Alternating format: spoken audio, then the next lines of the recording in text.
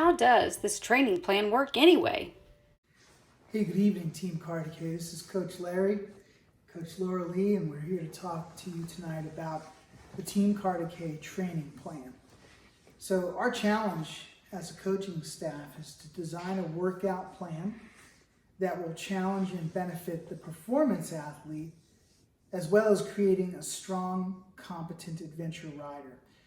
Keeping in focus training considerations for teenagers, which are different from adults.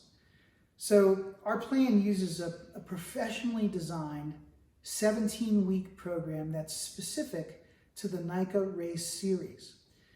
The sessions that we plan and that we'll use during the season work comprehensively to cover the course of the 17-week period with two primary considerations.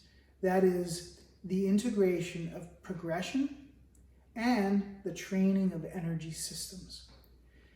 Integrated progression simply means that we're going to focus on three things. We're going to focus on frequency, which means that we want our athletes to get on their bikes often. Duration, so after a while, we're going to want our athletes to stay on their bikes for a significant period of time. So frequency, ride often. Duration, when we ride for a long time. And finally, intensity. With intensity leading up to those season races where we need more strength, more cardiovascular reserve. And then there's another important piece here, and that is strategic rest, which is just as important as the workout. So cross-country racing uses three energy systems. The first energy system, which is known as the ATP-CP system, that's adenosine triphosphate, creatinine phosphate for you biology majors, is an effort that lasts 10 seconds. So that is your sprint out of the gate. That is also your 10-second pass. That's also your charging up the hill for 10 seconds. That is a very explosive energy system. It's the first to be depleted, but it's the first that you'll access when you need to engage the gas. The second energy system is glycolysis, or the lactic acid system, and that lasts for about 10 seconds up to about 2 minutes. So this is your passing, you're first into the woods, you're staying on someone's wheel, right? So 10 seconds to 2 minutes. And then your last energy system is the one that will see you through to the end of the race. That's your aerobic system. 5 minutes and beyond is what that lasts. So the various training methods that we're going to engage focus on each of those three energy systems. Mm-hmm. And the training system itself is going to be broken up into 4-week blocks.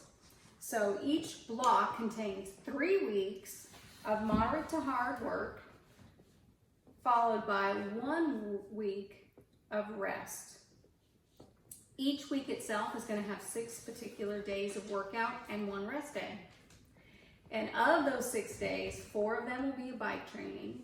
You'll have 2 core strength workouts and 1 dynamic stretching routine. So the coaching staff is going to provide 3 in-person practices during the weekdays with 1 optional on the bike workout on Saturdays. And then the core and strength routines, those are sent home to each family via email for the athlete to complete on their own. And this overall pattern of block rhythms followed by strategic rest, this is all proven methodology that even world champion Nino Schurter uses in his training. So we talked about frequency and duration, and the frequency and duration of cycling are engineered within this coaching plan. We're going to get you on your bike often, and we're going to keep you on your bike a lot as the season goes on. So these elements are sufficient for the intermediate athlete. However, intensity is dependent upon the athlete, their goals, and is key to individualizing the plan for each athlete. So intensity can be measured by a simple low-tech method using something called the rate of perceived exertion. So we're going to ramp up intensity, we're going to coach for intensity, but how do you know that you are exercising at the appropriate intensity? Well, one way that you can do that is using this rate of perceived exertion, or RPE, and that's simply a scale that you use to self-monitor how hard you're working. Am I working at a level 1 intensity, which means that I can whistle while I walk, a very easy stroll? Or am I digging deep, charging up hills, breathing really deeply, a level 10, where if I keep going, I feel like I'll throw up, right? So the rate of perceived exertion is a method to gauge your intensity. And that's really using a chart that we will have, every athlete's going to have access to, that they can look at to give themselves a numerical value as to how hard they're working. An optional method is based on something called functional threshold power. And functional threshold power is the maximum amount of power that an athlete can produce during 60 minutes of a race intensity or a training session.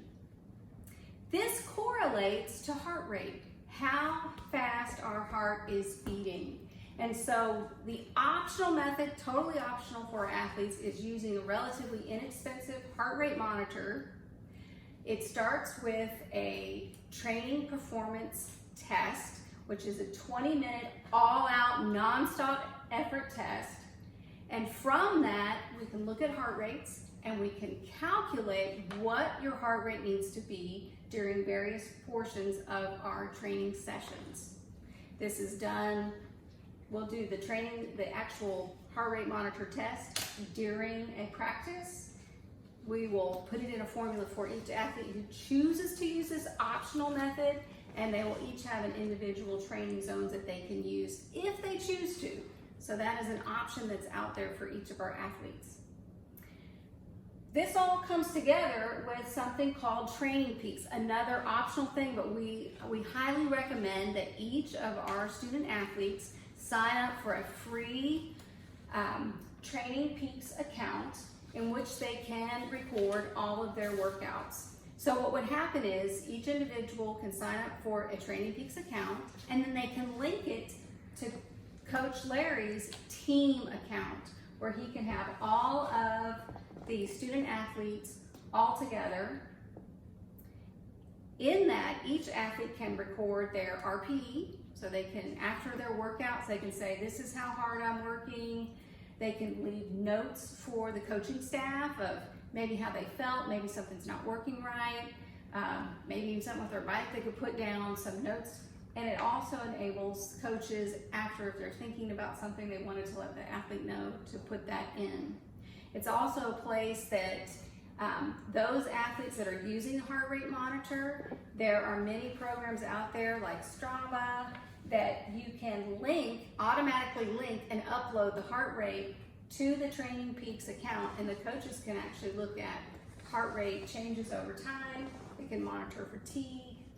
So it is just another tool that's out there just to add more value to the 17-week program. So in summary, what we talked about is our training plan for Team Cartecay. We are using a training plan because we want to create a team that offers athletes the best possible outcomes consistent with their goals. So if you have goals that you want to become a really good adventure rider, you're going to need endurance, you're going to need strength, and you'll get there with this training plan. If your goal is to compete competitively, be a performance racer, and you really are shooting for the podium, you're going to need to have data-informed training. And so using the heart rate monitor, or the rate of perceived exertion, using the training plan, using those workouts that have been emailed to you for core strength and stretching, all of these things together will position you well to succeed at the highest level that you can, given the NICA prescribed the maximum of 4 on the bike workouts a week. So I hope that that makes sense for you. We wanted to record this so that over the course of the season, if you have questions about what are they doing with this workout, why are we resting? We should be working harder. No, it's all a part of a very concerted, very intentional coaching plan that has been professionally developed and tested so that athletes can succeed well, can perform their best, can be safe, does not set themselves up for injury. So thank you. Happy trails.